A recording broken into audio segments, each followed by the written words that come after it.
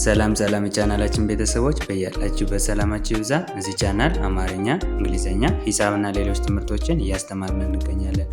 በየትኛውም ዓለም ሆናችሁ መማር የምትፈልጉ ካላችሁ +251 9 23 14 67 69 ስልካችን ነው። ደውላችሁ በመመዝገብ መማር ትችላላችሁ። ዛሬ ይዤላችሁ የመጣሁት የአማርኛ ቃላትን በእንግሊዘኛ እንዴት መጻፍና ማንበብ እንደምንችል የማሳያችሁ ነው የሚሆነው ማለት ነው። ዛሬ እንግዲህ የአማርኛ ፊደላትን በእንግሊዘኛ እኔ ጋር አብሮ እየጻፍን እንለማመዳለን ማለት ነው። ስለዚህ ዛሬ ክላሳችን በጣም ስለሚጠቅም ደብተርና እስክሪብቶ ይዛችሁ ቪዲዮውን እያቆማችሁ እየጻፋችሁ መለማመድ ይኖርባችኋል ማለት ነው።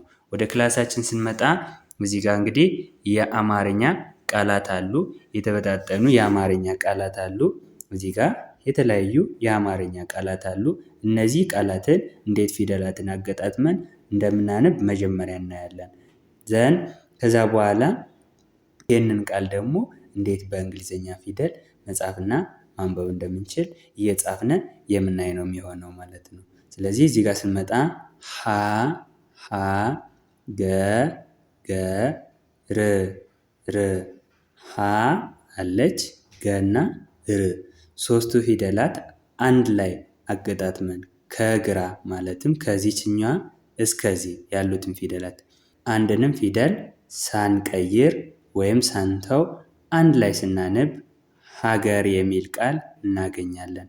ሀገር የሚለውን ቃል በእንግሊዘኛ መጻፍ ከፈለግነ ሃን የሚወክል ኤ ይሆናል ማለት ነው። ሃን የሚወክል ኤ ይሆናል ማለት ነው። ገን የሚወክል ደግሞ ኢ፣ ርን የሚወክል አር። እነዚህ የእንግሊዘኛ ፊደላትን አንድ ላይ አገጣጥመን ስንጽፍ ሀ ኤ፣ ገ ኢ፣ አር ርን ይወክላል ማለት ነው። ስለዚህ ይሄ ምን ይላል? ሀገር ይላል ማለት ነው። ሀገር ሀ ከሀ ቤተሰብ መጀመሪያ ነች። መጀመሪያም አራተኛም ተመሳሳይ ድምፅ ስላላት ኤ አነባቢ ኖራት ማለት ነው። ገ ከገ ቤተሰብ መጀመሪያ ነች። መጀመሪያዎቹ ከሀ በስተቀር ኢ አነባቢ ስለሚኖራት ጂኢ ገን ወከለ ማለት ነው።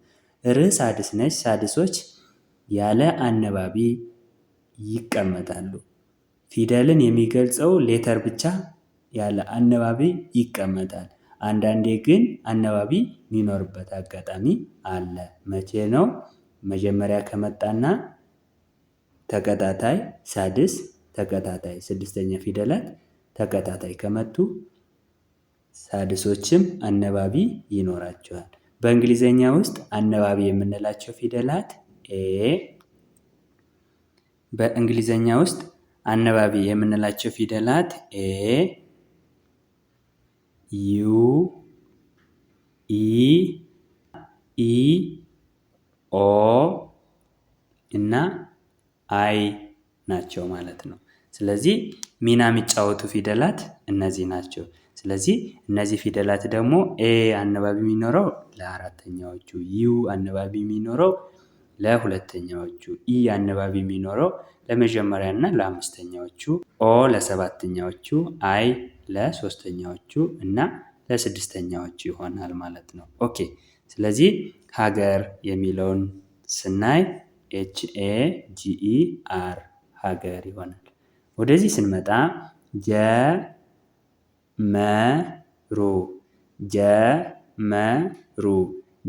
ጀመና ሩ ፊደላት አሉ።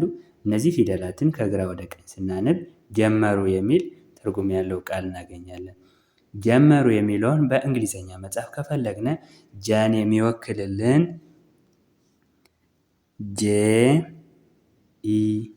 ጀን ይወክላል ማለት ነው። ምክንያቱም ኢ አነባቢ የኖረበት ምክንያት ለምንድን ነው? ጀ መጀመሪያ ስለሆነች ማለት ነው። ጄኢ ሲሆን ደግሞ ጀ ይላል። አሁንም ከመ ቤተሰብ መጀመሪያ ናት። መጀመሪያዎቹ ኢ አነባቢ ስለሚኖራቸው ኤምኢ መን ይወክላል ማለት ነው። ሩ ሁለተኛ ነች። ሁለተኛዎቹ ደግሞ ምን አነባቢ ይኖራቸዋል? ዩ አነባቢ ይኖራቸዋል። ስለዚህ አር ዩ ሲሆን ሩ ይሆናል ማለት ነው። ሶ እነዚህ ሌተሮችን አንድ ላይ አገጣጥመን ስንጽፋቸው ጄ ኢ ኤም ኢ አር ዩ ጀመሩ ጀመሩ ይሆናል ማለት ነው። ጀመሩ ይሆናል ማለት ነው። ኦኬ በጣም ጥሩ። አሁን ደግሞ ወደ ቀጣዩ ስናልፍ መቻል መቻል መ መጀመሪያ ቻ ከቸ ቤተሰብ አራተኛ ል ስድስተኛ መቻና ልን ፊደላትን አገጣጥመን መቻና ልን ሶስቱንም ፊደላት አገጣጥመን አንድ ላይ ስናነብ መቻል የሚል ትርጉም ያለው ቃል እናገኛለን።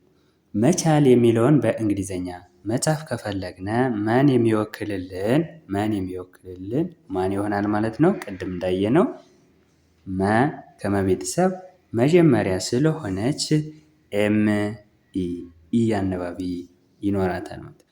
ቻ ከቸ ቤተሰብ አራተኛዎቹ ደግሞ ኤ አነባቢ ይኖራቸዋል። ቸ ቤተሰብን የሚወክልልን ተነባቢ ደግሞ ሲ ኤች ይሆናል። ቻ ለማለት ኤን እንጠቀማለን ማለት ነው። ሲ ኤች ኤ ቻ ይሆናል። ል ከለ ቤተሰብ ስድስተኛ ነች። ስድስተኛም ሁና መጀመሪያ ላይ አልመጣችም። ከሱ በኋላም ሌላ ተከታታይ ሳድስ ስለሌለ ፊደሉ ብቻ ኤልን የሚወክል ፊደል ልን የሚወክል ፊደል ብቻ ያለ አነባቢ ይቀመጣል ማለት ነው። ኤል ልን ይወክላል። ሶ እነዚህ ሌተሮችን አንድ ላይ አገጣጥመን ስናነብ ወይም ስንጽፍ ኤም ኢ ሲ ኤች ኤ ኤል መቻል መቻል ይሆናል ማለት ነው። ኦኬ እዚህ ጋር ስንመጣ ሰላም ሰላም ይላል። ሶስቱንም ፊደላትን አገጣጥመን አንድ ላይ ስናነብ ሰላም የሚል ቃል እናገኛለን። ሰላም የሚለውን በእንግሊዘኛ መጻፍ ስንፈልግ ሰ መጀመሪያ ነች፣ ላ አራተኛ፣ ም ስድስተኛ። ስለዚህ ከዚህ በፊት ካየነው ጋር ተመሳሳይ አይነት የአጻጻፍ ዘዴ ነው የሚኖረን ማለት ነው። ሰን የሚወክልልን ኤስ ኢ ይሆናል። ምክንያቱም ሰ መጀመሪያ ስለሆነች መጀመሪያ ኢ አነባቢ ስለሚኖራት ማለት ነው። ላ ከለ ቤተሰብ አራተኛ ነች። አራተኛዎቹ ደግሞ ቅድም ቻ ብለን እንዳየነው ኤ አነባቢ ይኖራታል። ለቤተሰብን የምትወክል ኤል አለች። ኤል ኤ ሲሆን ላ ም ሳድስ ነች። ሳድሶቹ ደግሞ አነባቢ የላቸውም። ፊደሉን የሚወክል ሌተር ብቻ ይቀመጣል ብለናል ማለት ነው። ኤም ምን ይወክላል? ሶ እነዚህ ፊደላትን አንድ ላይ ስንጽፍና ስናነብ ኤስ ኢ ኤል ኤ ኤም ሰላም ይሆናል ማለት ነው። ኦኬ አሁንም ወደ ቀጣዩ ስናልፍ እዚህ ጋር ምን ይላል? ቤቶች ሶስቱንም ፊደላት ቤቶና ችን አንድ ላይ ስናነብ ቤቶች ይላል ማለት ነው። ቤቶች የሚለውንም በእንግሊዘኛ መጻፍ ስንፈልግ ቤን የሚወክል ኢ አነባቢ ይኖራታል ተባብለናል። ስለዚህ ቤን የሚወክልልን ፊደል የሚሆነው ቢኢ ይሆናል ማለት ነው። ቤ ይሆናል። ቶ ከተ ቤተሰብ ሰባተኛ ነች። ስለ ሰባተኛዎቹ የምንጠቀመው አነባቢ ኦ ነው። ስለዚህ ቲ ኦ ቶን ይወክላል። ች ሲ ኤች ቅድም እንዳየነው ሲ ኤች ችን ይወክላል። ሲ ኤች ችን ይወክላል። ሶ እነዚህ ፊደላትን አንድ ላይ አገጣጥመን ስናነብ ቢኢ ቲኦ ሲኤች ቤቶች ይሆናል ማለት ነው። ኦኬ እዚህ ጋር ስንመጣ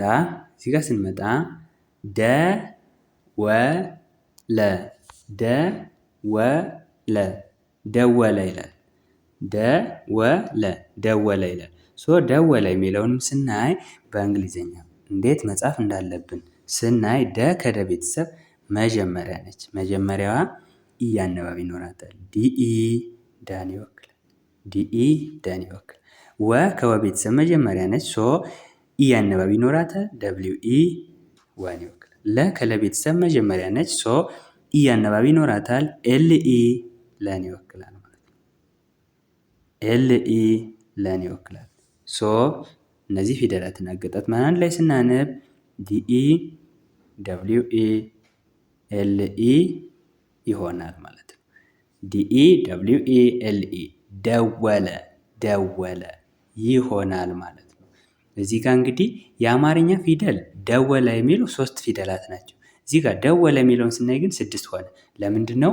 አማርኛ ጊዜ አነባቢ አይጻፍም፣ በድምፁ አለ አይጻፍም። እንግሊዘኛ ላይ ግን በእንግሊዘኛ በምንጽፍበት ጊዜ የትኛውም እንግሊዘኛን በምናንበት ጊዜ ኦልዌይስ ቫውል አለ። ህጉ ራሱ ኮንሶናንት ቫውል ኮንሶናንት ስለሆነ ማለት ነው። እዚህ ጋር ደግሞ ስንመጣ ጀመሩ ጀመሩ ይላል። ጀመሩ የሚለውንም ስናይ ቅድም እንዳየነው ነው። ጄ ኢ ጀን ይወክላል። ኤም ኢ መን ይወክላል። አር ዩ ሩን ይወክላል። ስለዚህ ጄ ኢ ኤም ኢ አር ዩ ጀመሩ ይሆናል ማለት ነው። ኦኬ ቤተሰቦች የዛሬ ክላሳችን ይህንን ይመስላል። ቪዲዮ ከተመቻችሁ ላይክ፣ ሼር፣ ሳብስክራይብ እያደረጋችሁ ይሁን። እንዲሁም አማርኛ፣ እንግሊዝኛ፣ ሂሳብና ሌሎች ትምህርቶችን ማወቅ የምትፈልጉ ካላችሁ በአጭር ጊዜ ውስጥ ማወቅ ትችላላችሁ። ከስር ባለው ስልክ ደውሉ፣ እናስተምራችኋለን። በቀጣይ ክላስ ከምንገናኝ በያላችሁበት ሰላማችሁ ይብዛ። ባይ ባይ።